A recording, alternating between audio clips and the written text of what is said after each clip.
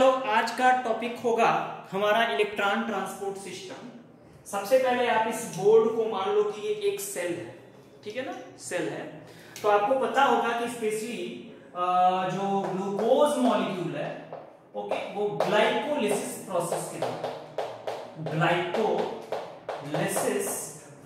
के द्वारा 2 pyruvic acid में कन्वर्ट होता है। और बेटा बाय प्रोडक्ट में हमको 2 ATP और specially 2 NADH plus H+ molecule reducing component हमको मिला। अगेन ये जो 2 पायरुविक एसिड है, ठीक है दोस्त, ये एंटर करता है माइटोकॉन्ड्रिया के स्पेशली बेटा मैट्रिक्स में। तो बेटा ये जो 2 पायरुविक एसिड है इसने कन्वर्ट किया माइटोकॉन्ड्रिया के मैट्रिक्स में, ओके। और यहां पर एसिटाइलेशन रिएक्शन हुआ, इसने बनाया 2 एसिटाइल कोएंजाइम A। और आपको यहां भी पता है कि स्पेशली हमको 2 NADH प्लस H+ मॉलिक्यूल हमें मिला। अगेन ये जो 2 एसिटाइल कोएंजाइम A है, ये बेटा एंट्री मारता है स्पेशली क्रेब्स साइकिल में। कहां एंट्री मारेगा? क्रेब्स साइकिल में। और क्रेब्स साइकिल में जब भी ये एंट्री मारेगा तो स्पेशली हमको 6 NADH प्लस H+ मॉलिक्यूल मिला, वापस 2 FADH2 मॉलिक्यूल मिले और 2 GTP या ATP मॉलिक्यूल मिला।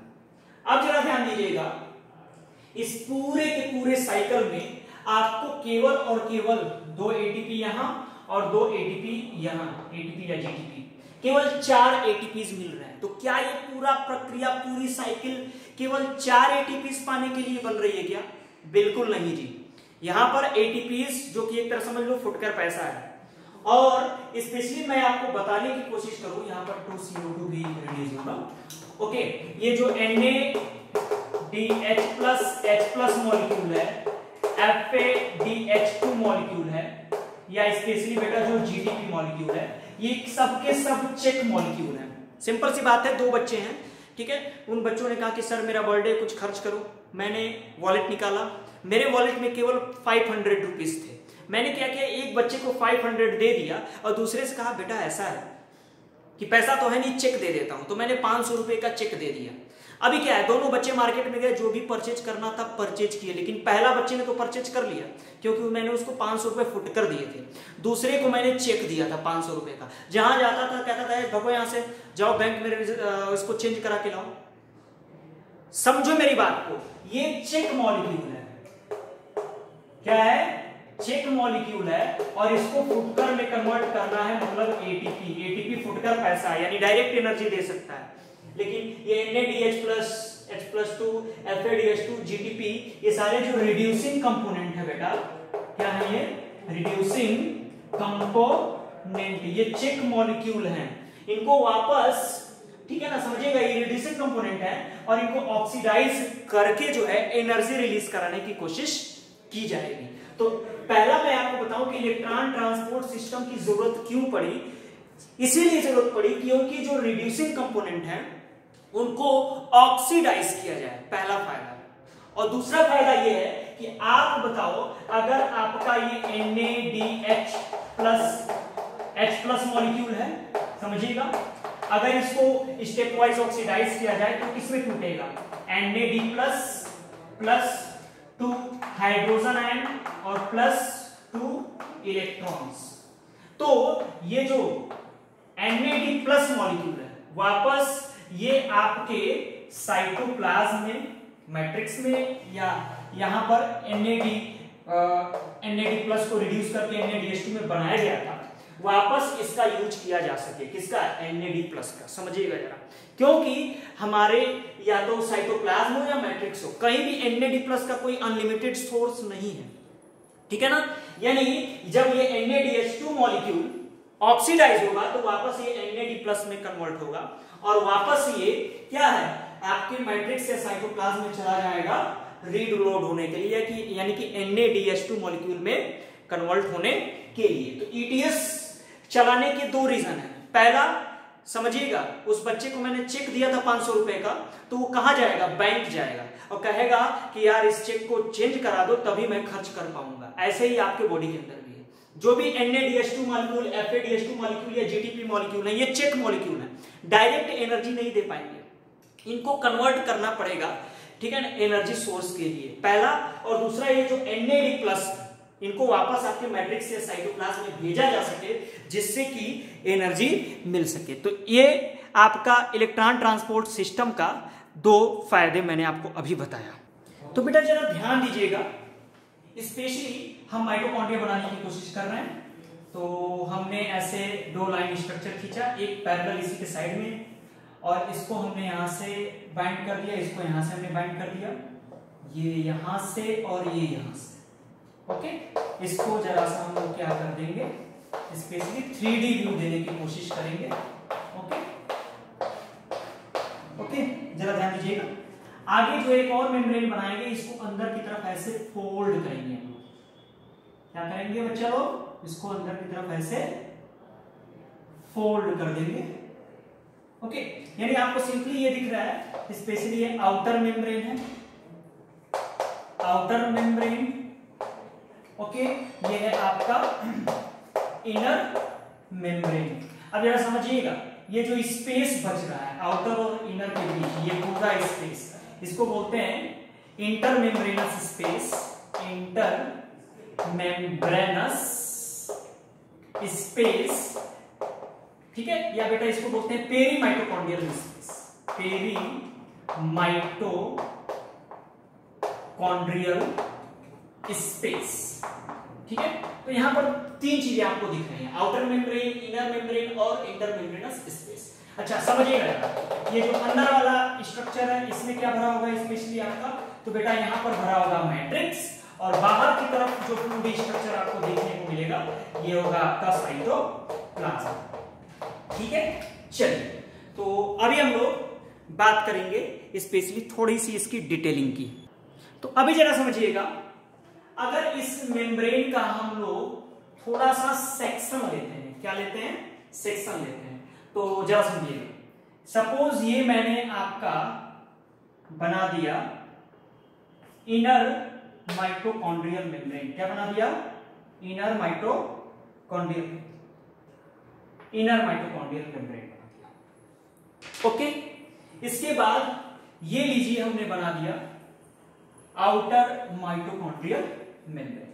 अब जरा ध्यान दीजिएगा, ये जो इनर माइटोकॉन्ड्रियल मेम्ब्रेन है, ठीक है ना, यहां पर 5 प्रोटीन के कॉम्प्लेक्सेस बनाएंगे, कॉम्प्लेक्स 1, कॉम्प्लेक्स 2, कॉम्प्लेक्स 3, कॉम्प्लेक्स 4, ठीक है। और एक और भी एंजाइम बनाएंगे, कॉम्प्लेक्स बनाएंगे, एटीपी सिंथेटेज कॉम्प्लेक्स है, एटीपी सिंथेटेज कॉम्प्लेक्स, ठीक है। तो बेटा ये है कॉम्प्लेक्स 1, कॉम्प्लेक्स 2, कॉम्प्लेक्स 3, कॉम्प्लेक्स 4, तो ये 4 कॉम्प्लेक्सेस बना दिए। अब जब मैं थोड़ा सा नेमिंग कर दूं, ये है आउटर माइटोकॉन्ड्रियल मेम्ब्रेन, ठीक है। ये क्या है, इनर मेम्ब्रेन या इनर माइटोकॉन्ड्रियल मेम्ब्रेन, और ये बेटा है इंटर माइटोकॉन्ड्रियल स्पेस, यानी आउटर मेम्ब्रेन और इनर मेम्ब्रेन के बीच का ये क्या है, स्पेस है। अब जरा समझिएगा, इस साइड आपका होगा बेटा मैट्रिक्स, आप समझ सकते हो, ये वही मेम्ब्रेन है, ये अंदर वाला मेम्ब्रेन है, तो अंदर क्या होगा, मैट्रिक्स होगा, और स्पेशली यहां पर आपका होगा साइटोप्लाज्म, क्या होगा, साइटोप्लाज्म होगा। अब जरा समझिएगा, तो बेटा अब जरा समझिएगा, ये है आपका ATP synthetase pump, ATP synthetase, ठीक है, पंप। अब जरा ध्यान दीजिए, ये मैट्रिक्स हुआ, ये इंटरमेम्ब्रेनस स्पेस हुआ, ओके। चलिए, अब स्पेशली मैं आपको बताऊं, अभी आपने देखा कि मैट्रिक्स में 6 NaDH2, 2 FADH2 और 2 GTP बना था, किसमें, क्रेब्स साइकिल में। तो मान लीजिए आपका ये NaDH प्लस का एक मॉलिक्यूल है, ठीक है। अभी कुछ देर पहले मैंने आपको बताया, जब ये रिड्यूस्ड से ऑक्सीडाइज होगा तो ये बनाएगा NAD plus plus 2 hydrogen ion plus 2 electrons. तो जरा समझिएगा बेटा, एक्चुअल में जो NADH2 रिड्यूस कंपोनेंट जो है ऑक्सीडाइज होगा तो ये 2 इलेक्ट्रॉन रिलीज करेगा। तो जरा ध्यान दीजिएगा बेटा, ये जो 2 इलेक्ट्रॉन्स हैं, ठीक है ना, ये कॉम्प्लेक्स नंबर 1 से होता हुआ कॉम्प्लेक्स नंबर 3 के पास जाता है, कॉम्प्लेक्स नंबर 3 से होता हुआ कॉम्प्लेक्स नंबर 4 के पास जाता है, ठीक है ना। और कॉम्प्लेक्स नंबर 4 में ही यहीं पर टर्मिनल रिएक्शन होता है। क्या होता है? स्पेशली टर्मिनल रिएक्शन होता है, ठीक है। टर्मिनल रिएक्शन का मतलब समझ सकते हो कि स्पेशली यहीं पर जो ये इलेक्ट्रॉन है ये ऑक्सीडाइज हो जाएगा और ऑक्सीडाइज होकर के वाटर का फॉर्मेशन करेगा। तो आप समझ सकते हो कि ये जो इलेक्ट्रॉन है पहले कॉम्प्लेक्स नंबर 1 पे जा रहा है, कॉम्प्लेक्स नंबर 4 से 3 पे जा रहा है, 3 से 4 पे जा रहा है और देन आपका यहीं पर टर्मिनल रिएक्शन हो रहा है। अब मैं आपको इंटरेस्टिंग बात बताऊं कि ये जो कॉम्प्लेक्स नंबर फर्स्ट, थर्ड और फोर्थ है, ठीक है ना, ये हाइड्रोजन पंप की तरह बिहेव करते हैं। कैसे बिहेव करते हैं? हाइड्रोजन पंप की तरह बिहेव करते हैं। और सिंपली समझिएगा, बाहर की तरफ जो हाइड्रोजन होगा इस हाइड्रोजन को ये अंदर की तरफ ले जाने का काम करेंगे। तो ये बाहर की तरफ जो हाइड्रोजन है, ये बाहर वाला हाइड्रोजन इस कॉम्प्लेक्सेस के द्वारा, कॉम्प्लेक्स फर्स्ट, कॉम्प्लेक्स थर्ड और कॉम्प्लेक्स फोर्थ के द्वारा किसके अंदर भेज दिया गया? स्पेशली जो माइटोकॉन्ड्रियल मेम्ब्रेनस स्पेस था उसमें भेज दिया गया। अब आप बताइए, अंदर इस मेम्ब्रेन में क्या हो जाएगा? ढेर सारा हाइड्रोजन आयन कलेक्ट हो जाएगा। यानी सिंपल सा बेटा आप समझ सकते हो कि ये जो इनर माइटोकॉन्ड्रियल स्पेस था इसमें हाइड्रोजन आयन का जो कंसंट्रेशन है, हाइड्रोजन आयन का जो कंसंट्रेशन है वो काफी ज्यादा हो जाएगा, ठीक है ना। और इसके कंपेयर में आप देखोगे मैट्रिक्स में, तो मैट्रिक्स का जो हाइड्रोजन आयन कंसंट्रेशन है वो बेटा काफी कम हो जाएगा। अब जरा ध्यान दो, एक फैक्ट मैं आपको बताऊं, इस पृथ्वी का एक बहुत बड़ा सत्य ये है कि डिफरेंस होना बहुत ही जरूरी है। आप जानते हो कि हवा क्यों चलती है? हवा इसलिए चलती है क्योंकि वहां पर क्या है? एयर प्रेशर डिफरेंस होता है। टेम्परेचर क्यों फ्लो करता है? क्योंकि वहां पर टेम्परेचर डिफरेंस होता है।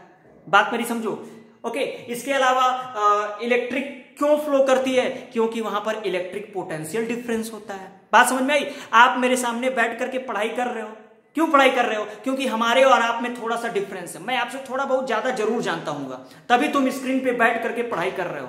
तो यहां पर जो एजुकेशनल डिफरेंस है, इससे क्या हो रहा है? जो ज्ञान की गंगा है वो मेरे तरफ से आपकी तरफ बह रही है, मतलब मेरे में थोड़ा ज्यादा आप में कम है तो मेरे से आपकी तरफ जा रही है।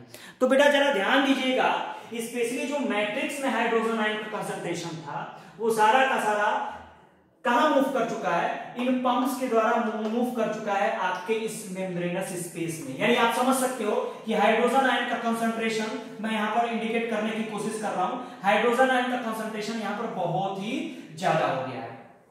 अब स्पेशली जरा ध्यान देना, जो हाइड्रोजन आयन का कंसंट्रेशन यहां बहुत ही ज्यादा हो गया है, ठीक है। यानी आप कह सकते हो कि यहां पर हाइड्रोजन आयन का कंसंट्रेशन बढ़ने से, ठीक है, यहां का मेम्ब्रेन एसिडिक ज्यादा हो गया है, ठीक है ना। यानी कह सकते हो इलेक्ट्रिक पोटेंशियल डिफरेंस है, हाइड्रोजन आयन पोटेंशियल डिफरेंस है। तो ये जो एटीपी सिंथेटेज पंप होता है ये करता क्या है कि इस हाइड्रोजन आयन को बाहर की तरफ धक्का देकर निकालता है। क्यों? क्योंकि आप समझ सकते हो यहाँ हाइड्रोजन आयन का कंसंट्रेशन ज्यादा है, इधर हाइड्रोजन आयन का कंसंट्रेशन कम है।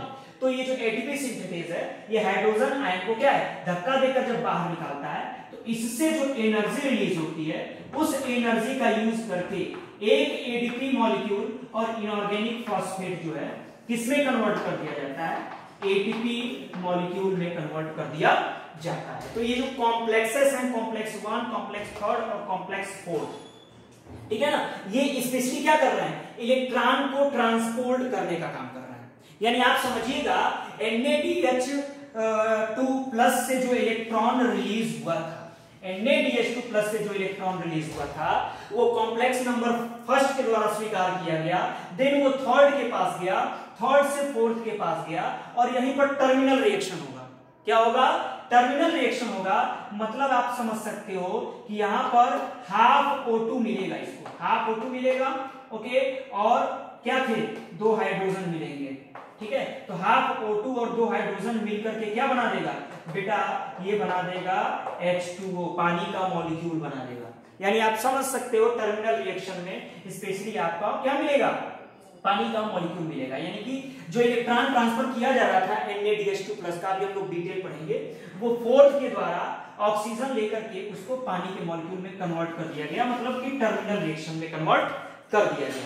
तो ये एक सिंपल सी प्रक्रिया है, ठीक है। एक बात मैं आपको और बताना चाहूंगा, ठीक है, कि ये जो इलेक्ट्रॉन को ट्रांसफर करने वाली जो प्रक्रिया है, समझिएगा, ये जो प्रोटीन फर्स्ट है यहाँ, ठीक है ना, ये बहुत ही ज्यादा रिड्यूसिंग कंपोनेंट है, इसका रिड्यूसिंग पावर बहुत ही ज्यादा है, या आप कह सकते हो कि रेडॉक्स पोटेंशियल बहुत ही ज्यादा है बेटा। क्या है, रेडॉक्स पोटेंशियल बहुत ही ज्यादा है।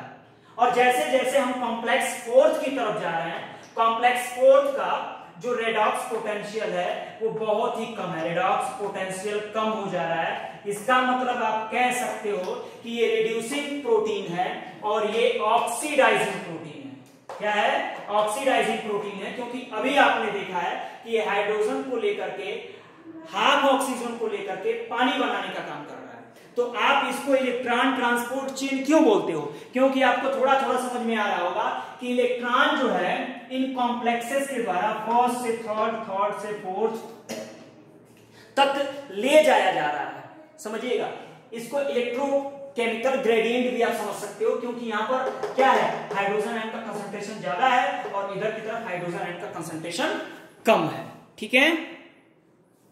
इसी के साथ साथ बेटा कुछ एडिशनल प्रोस्थेटिक ग्रुप्स भी होते हैं। यहां पर होता है आपका कोएंजाइम Q। क्या होता है, कोएंजाइम Q। थर्ड के ऊपर एक और भी कॉम्प्लेक्स होता है, इसको बोलते हैं एडिशनल प्रोस्थेटिक ग्रुप। तो ये है आपका स्पेशली क्या है, कोएंजाइम Q। और इसी के साथ साथ यहां पर साइटोक्रोम C, साइटोक्रोम C। तो ये कुछ एडिशनल प्रोस्थेटिक ग्रुप्स हैं, ये भी इलेक्ट्रॉन ट्रांसपोर्ट चेन में आपकी मदद करते हैं। स्पेशली ये जो Q है, ये क्रेब्स साइकिल के FADH2 को रिड्यूस करने का काम करता है, ठीक है, ऑक्सीडाइज करने का काम करता है। तो ये दो क्या है, additional prosthetic group, additional prosthetic group. तो ये एडिशनल प्रोस्थेटिक ग्रुप है, ठीक है, समझिएगा जरा। यानी 1 के ऊपर ठीक क्या है, स्पेशली आपका सेकेंड है, ठीक है, और सेकेंड के जस्ट ऊपर आपका कोएंजाइम Q है, ये थर्ड और फोर्थ है, और बीच में एक क्या है, साइटोक्रोम C कंपोनेंट है।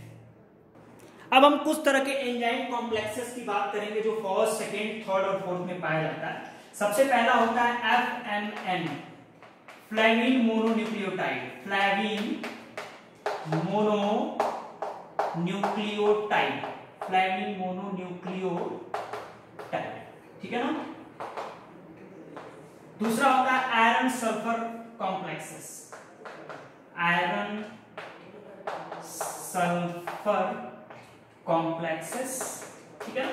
दूसरा होता है आपका क्या, specially iron sulphur complexes, okay. तीसरा बेटा, तीसरा होता है Q कॉम्प्लेक्स, Q कॉम्प्लेक्स, या कभी कभी यूबी क्यूनोन भी इसको कहते हैं, यूबी क्यूनोन, ठीक है ना। ये एक ट्रांसपोर्ट कॉम्प्लेक्स है। और चौथा है cytochrome complex, cytochrome complexes, cytochrome complexes. Specially बेटा जो साइटोक्रोम कॉम्प्लेक्सेस हैं, समझिएगा, इसमें B1, BC1C,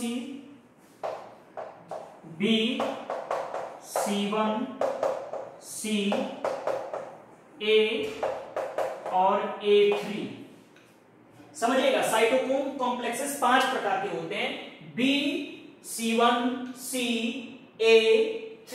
तो समझिएगा FMN protein complex, iron sulphur complex, ubiquinone, cytochrome complexes, ठीक है। अब जरा ध्यान दीजिएगा, ये यूबी क्यूनोन ये वाला, ओके, और साइटोक्रोम C ये वाला, यानी कि ये ठीक है ना। ये दोनों के दोनों क्या होते हैं, ट्रांसपोर्टर एलिमेंट होते हैं। क्या होते हैं, ट्रांसपोर्टर या मोबाइल इलेक्ट्रॉन कैरियर एलिमेंट्स हैं, ठीक है ना। Mobile electron carrier elements, mobile electron carrier elements. तो मोबाइल इलेक्ट्रॉन कैरियर एलिमेंट्स के नाम से इनको जानते हैं। यानी आपने जाना कि specially FMN, iron sulphur, ubiquinone और साइटोक्रोम के ये 5 कॉम्प्लेक्सेस स्पेशली आपको देखने को मिलेंगे, ठीक है। वेट देख लीजिएगा इसको जरा, B, C1C, A and A3, ये 5 कॉम्प्लेक्सेस आपको देखने को मिल रहे हैं। अब थोड़ा सा कॉम्प्लेक्सेस की बात कर लेते हैं। तो बेटा सॉरी यहां से लिखते हैं एफएमएन एंड FES, ये आपका कॉम्प्लेक्स 1 बनाता है। एफएमएन और FES कॉम्प्लेक्स 1। FAD और FES, FAD and FES specially ये कॉम्प्लेक्स सेकेंड बनाता है।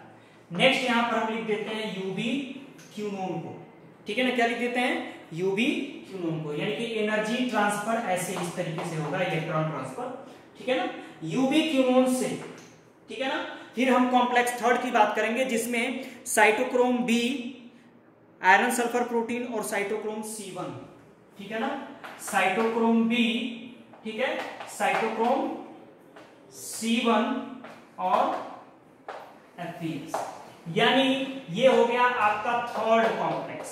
यानी थर्ड कॉम्प्लेक्स में साइटोक्रोम C है, सॉरी साइटोक्रोम B, फिर आयरन सल्फर प्रोटीन है और देन साइटोक्रोम, ठीक है ना, सॉरी साइटोक्रोम C1 है, cytochrome B, iron sulphur protein और साइटोक्रोम C1 है, ठीक है। फिर स्पेशली आपका आएगा transporter mobile component cytochrome C, ठीक है ना। ये कोई कॉम्प्लेक्स नहीं है, मोबाइल कैरियर कंपोनेंट्स है। और फिर आएगा स्पेशली बेटा आपका साइटोक्रोम A से साइटोक्रोम, सॉरी नीचे दिख नहीं रहा होगा, ठीक है, प्लीज वेट कीजिए, ठीक है। और फिर ये स्पेशली क्या आ जाएगा, साइटोक्रोम A से एनर्जी ट्रांसफर होगी साइटोक्रोम A3। अभी ये बात आपको समझ में नहीं आ रही होगी, हम लोग डिटेल में अगले लेक्चर में पढ़ेंगे।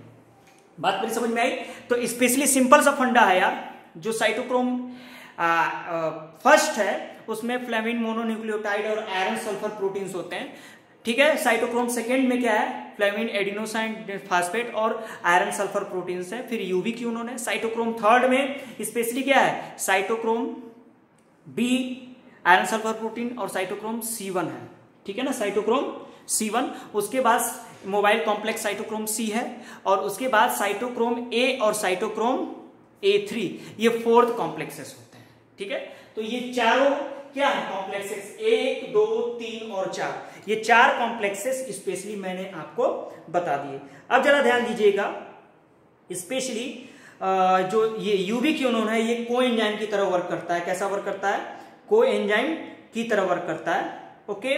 और ये जो साइटोक्रोम है ये आयरन कंटेनिंग प्रोटीन्स होते हैं। साइटोक्रोम्स क्या होते हैं, अभी मैंने आपको बताया 5 तरह के cytochrome, B, C, C1, A और A3, ये आयरन कंटेनिंग क्या होते हैं, प्रोटीन्स होते हैं, ठीक है। और जो साइटोक्रोम A3 है, ठीक है, इसको साइटोक्रोम ऑक्सीडेज बोलते हैं। इसको बेटा हम लोग डिटेल अगले लेक्चर में पढ़ेंगे। यानी सिंपल सी मैं बात आपको बता दूं, ये जो आपका कॉम्प्लेक्स 1 है वो ये है एफएमएन और FES, यानी फ्लेविन मोनोन्यूक्लियोटाइड और आयरन सल्फर प्रोटीन से मिलकर बना हुआ है, ठीक है।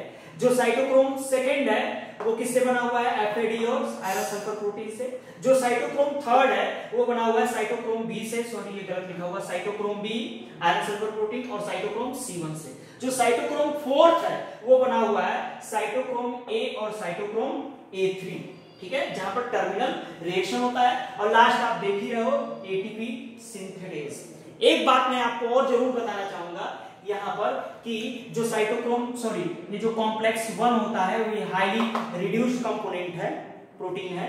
और जो साइटोक्रोम फोर्थ है ये हाईली ऑक्सीडाइज्ड कंपोनेंट है। यानी यहां पर हम एनर्जी को क्या कर रहे हैं, इलेक्ट्रॉन को रिड्यूसिंग कंपोनेंट से ऑक्सीडाइजिंग कंपोनेंट की तरफ ले जा रहा है, ठीक है ना, इनके रेडॉक्स पोटेंशियल के डिफरेंस पे। किस पे?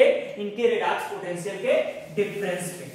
सपोज दैट मैं आपको सिंपली समझाने की कोशिश करूं, ये जो मेम्ब्रेन है, ये जो आपने प्रोटीन बनाया है, ठीक है ना, फर्स्ट, सेकेंड, थर्ड, फोर्थ, ये कॉम्प्लेक्सेस हैं। मान लो इलेक्ट्रॉन यहां से एंट्री कर रहा है तो 1 से 3 पे जा रहा है, 3 से 4 पे जा रहा है, फिर इसका टर्मिनल रिएक्शन हो रहा है। आप सवाल कर सकते हो कि ये इतने सीक्वेंसेस में क्यों जा रहा है, क्यों लिख रहा है इलेक्ट्रॉन ट्रांसपोर्ट चेन, एक इलेक्ट्रॉन अलग अलग कॉम्प्लेक्सेस से होता हुआ आगे क्यों बढ़ रहा है? तो इसका बेटा जवाब होता है कि सबका रेडॉक्स पोटेंशियल अलग अलग है। समझिएगा, ये जो प्रोटीन फर्स्ट है ये हाईली रिड्यूस्ड कंपोनेंट है, और प्रोटीन फर्स्ट के बाद जो प्रोटीन फोर्थ है ये हाईली ऑक्सीडाइज्ड कंपोनेंट है। तो किसी भी रिड्यूसिंग कंपोनेंट को हम ऑक्सीडाइजिंग कंपोनेंट तक पहुंचाएंगे तो क्या है, वो सीरीज वाइज ये काम किया जाता है, डायरेक्ट नहीं किया जाता है, नहीं तो मेम्ब्रेन जल जाएगी। सिंपल सी बात है। जैसे सपोज दैट आप एक एग्जांपल ले सकते हो कि मान लो ये हाईली बहुत ही ऊंची बिल्डिंग है, ठीक है, इसमें कई कंपोनेंट्स लगे हुए हैं, ठीक है, सिंपल सी बात है, और किसी बंदे को, वो बंदा यहाँ है और उसको नीचे पहुंचना हो, अगर उसको डायरेक्ट नीचे पहुंचोगे तो वो मर जाएगा। तो क्या कर सकता है, वो स्टेप वाइज नीचे की तरफ आ सकता है। ठीक इसी प्रकार से ये जो हाईली रिड्यूस्ड कंपोनेंट्स हैं, ओके, इनको ऑक्सीडाइज किया जाता है, तो इनको डायरेक्ट ऑक्सीडाइज हम नहीं कर सकते। इन प्रोटीन की मदद से धीरे धीरे क्या है, जो रिड्यूसिंग कंपोनेंट है इनको ऑक्सीडाइजिंग कंपोनेंट की तरफ ले जाते हैं। लास्ट में आपका जो कंपोनेंट 4 है, ठीक है ना, टर्मिनल रिएक्शन कराता है, ऑक्सीजन से मिलकर के वाटर रिलीज होता है। तो सिंपल सा फंडा है कि आखिर ये जो इलेक्ट्रॉन्स हैं ये इतने कॉम्प्लेक्सेस के थ्रू आगे क्यों बढ़ रहे हैं, क्योंकि जरूरत है। जो कॉम्प्लेक्स 1 है ये हाईली रिड्यूस्ड है, कॉम्प्लेक्स 4 है ये हाईली ऑक्सीडाइज्ड है, और बीच के इनकी मिक्स मसाला वाले हैं, ठीक है। तो क्या होता है, जब ये धीरे धीरे स्टेप वाइज आगे बढ़ेंगे तो रिड्यूसिंग कंपोनेंट धीरे धीरे ऑक्सीडाइजिंग कंपोनेंट में क्या हो जाएगा, कन्वर्ट हो जाएगा, बहुत ज्यादा कोई प्रॉब्लम नहीं आएगी। अगर रिड्यूसिंग कंपोनेंट को डायरेक्ट ऑक्सीडाइज करना हो तो यहाँ पर मुश्किल है और मेम्ब्रेन जल भी सकता है, सिंपल सी बात है, ठीक है। तो ये था आपका इलेक्ट्रॉन ट्रांसपोर्ट चेन का छोटा सा एक समरी।